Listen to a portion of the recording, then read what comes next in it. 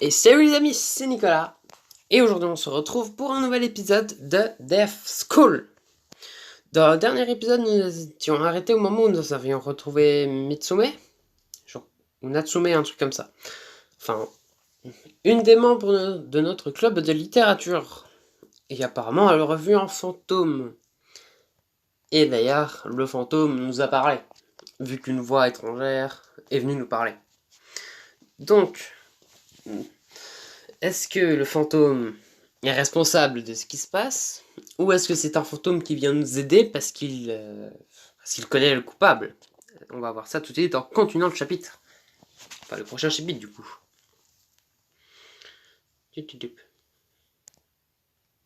Alors... Je suis en état de choc en regardant le fantôme, incapable de bouger. Ce n'est pas possible. Impossible, non, l'affiche semi-translucide se déplace vers nous, flottant quelques centimètres au-dessus du sol. Irk! Son cri nous secoue et nous remet en mouvement. Nous nous rions vers la porte et nous précipitons autour du fantôme. Natsume tient ma main bien serrée. Elle nous suit. Attendez. Attendre? Comme si on allait attendre juste parce qu'un fantôme nous le demande. Meiko, cependant, s'arrête. Je pense qu'elle ne nous voit aucun mal. Le reste d'entre nous s'arrête de courir aussi. Je regarde en arrière vers le fantôme qui dérive à nouveau vers nous. Tu en es sûr? Il n'y a pas de danger immédiat, c'est tout ce que je veux dire. Alors nous devrions peut-être voir ce qu'elle veut. Pour quelqu'un de très logique, elle prend l'apparition d'un fantôme mieux que prévu. Tu y crois vraiment? Ouais, peut-être que le fantôme peut nous dire ce qui se passe ici. Natsume nous ria comme si nous étions tous fous. Vous avez perdu la tête! Pourquoi attendez-vous le fantôme juste parce que cette fille pense qu'il n'est pas dangereux? Natsume n'a pas vu les pouvoirs de Meiko en action, donc bien sûr, elle est sceptique. Que devrais-je dire? Meiko peut sentir le danger. Pardon, quoi? C'est vrai, nous ne courons pas un danger immédiat maintenant. C'est un peu comme un sixième sens. Ok, si tu le dis. Elle garde sa main dans la mienne alors que le fantôme nous rejoint enfin. S'il vous plaît, n'ayez pas peur. Mon nom est Nanako. J'étais élève comme vous avant. Sais-tu ce qu'il s'est passé ici? Oui, je suis venu ici pour vous avertir. Vous êtes tous en danger. On a remarqué. Je sens de profondes ténèbres dans l'école. C'est ce qui est la cause? Non, je ne crains que non.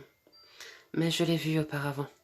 Il y a 10 ans, j'étais prise au piège avec un groupe de mes camarades de classe ici. Comme vous l'êtes maintenant. Que s'est-il passé? Comme c'est un fantôme, ça ne s'est pas probablement bien passé. Aucun d'entre nous ne s'en est sorti. Oh non!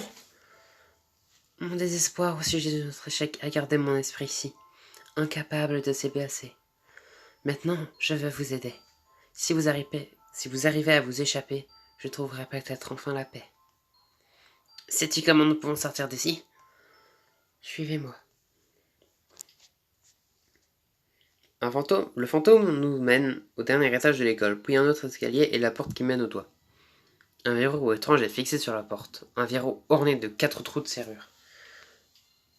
Ce verrou n'est pas normal. Si vous trouviez les 4 clés et passez par cette porte, vous serez en mesure de vous échapper.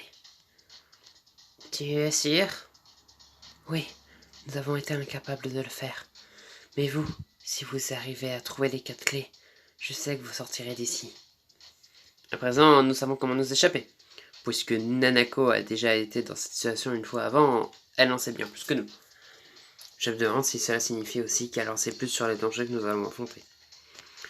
Les choses ont clairement pas fonctionné pour elle et ses camarades de classe. Qu'est-ce qui a pu se passer à leur époque? Nous ne voulons pas subir le même sort.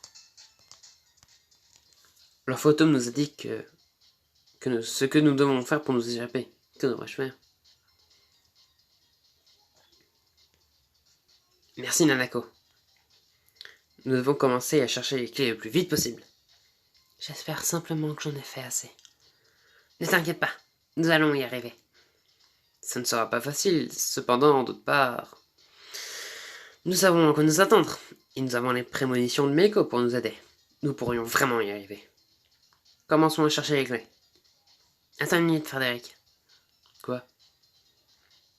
Nous pourrions rester ici pendant un certain temps, d'autant plus qu'il est trop dangereux de se précipiter. Cela signifie que nous devons trouver un endroit sûr où nous pouvons nous reposer. Je comprends, un peu comme un quartier général. Bien sûr, on peut le voir comme ça. Comment allons-nous trouver un endroit sûr dans ce cauchemar? Pourquoi ne pas essayer la classe des arts ménagers? Eh, c'est une bonne idée. Dans cette classe, il y a de la nourriture, un réfrigérateur, une cuisinière. Tant qu'il n'y a pas de piège, c'est l'endroit idéal pour établir notre base. Où est-ce? Frédéric ne me l'a pas montré quand il m'a fait visiter. Désolé, j'ai essayé de montrer les choses les plus importantes tout de suite. C'est une grande salle au 2e étage. Suivez-moi tout le monde. Bonne chance. Alors que nous suivons Ray vers l'escalier, Nanako disparaît. Nous arrivons au 2e étage, sans aucun problème, et marchons dans le couloir vers la salle des arts ménagers. Meiko? Elle ferme les yeux et se rapproche de la porte. Je ne sens aucun danger de l'autre côté. C'est un endroit sûr. Excellent. Peut-elle vraiment se sentir en danger comme ça? Oui, c'est un pouvoir que j'ai toujours eu. C'est fou. Quand nous entrons dans la salle, je lâche un soupir de soulagement. C'est plus fort encore que d'être rassuré par Meiko. Il y a quelque chose dans cet endroit qui fait se sentir en sécurité. Espérons juste que ça reste ainsi. Bienvenue dans notre chez nous, jusqu'à ce que nous trouvions les 4 clés. J'espère que nous les trouverons bientôt. En attendant, il y a beaucoup de travail. Nous devons aménager cet endroit pour pouvoir dormir, et je ne dirai certainement pas non à un dîner dans quelques temps.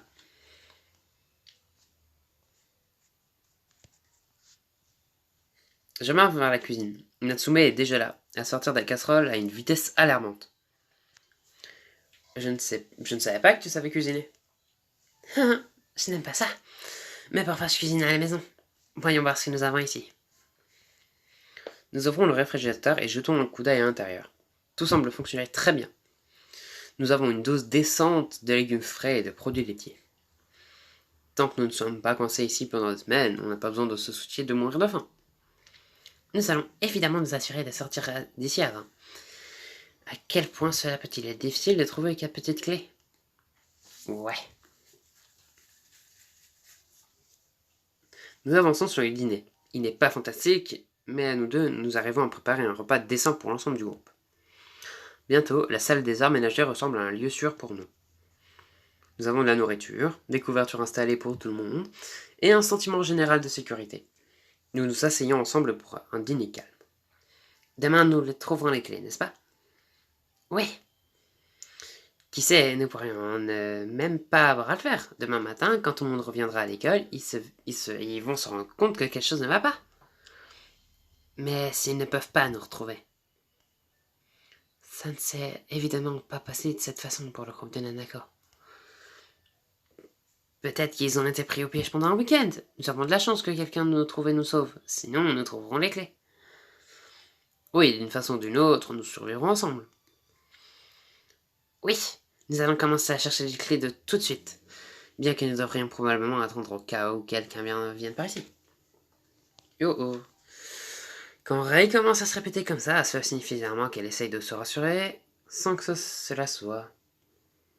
Elle ne doit pas être aussi calme qu'elle paraît là tout de suite, et essaye probablement de maintenir une apparence forte pour les autres. Eh bien, je suis crevée. Bonne nuit tout le monde. Elle tombe dans l'une des piles de couverture et ferme les yeux. Comment peut-elle s'endormir comme ça? Je ne sais pas. C'est une bonne idée cependant. Nous devrions tous dormir pour être frais demain quand nous commencerons à chercher les clés. De cette façon, nous pourrons les trouver plus tôt. Oui, elle essaye vraiment de se rassurer. Mais cet endroit est sûr, nous pourrons dormir ici. Miko se dirige vers des tas de couvertures et les arrange autour d'elle avant de dormir. Eh bien, je suppose que nous n'avons pas le choix.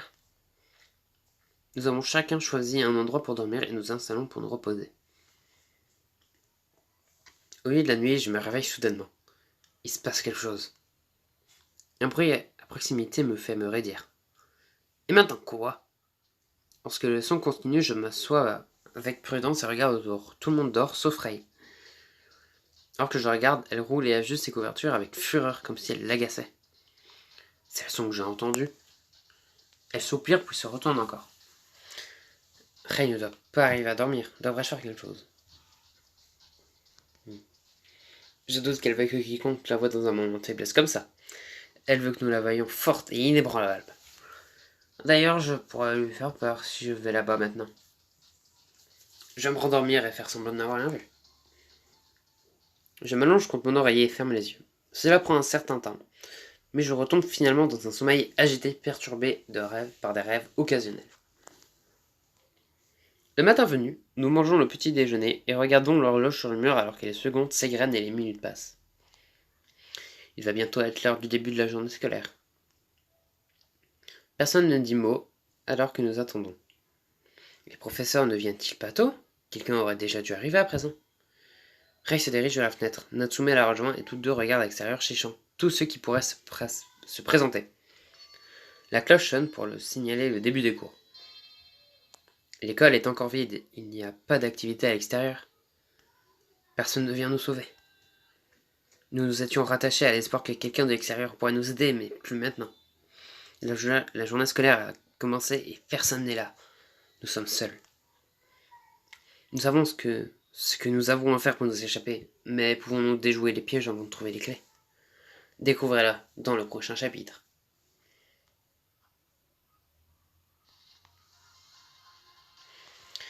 Eh bien, c'est un chapitre dans lequel il ne s'est pas vraiment passé grand-chose. Juste de la parlotte. Mais bon, en même temps, il faut bien un peu de répit.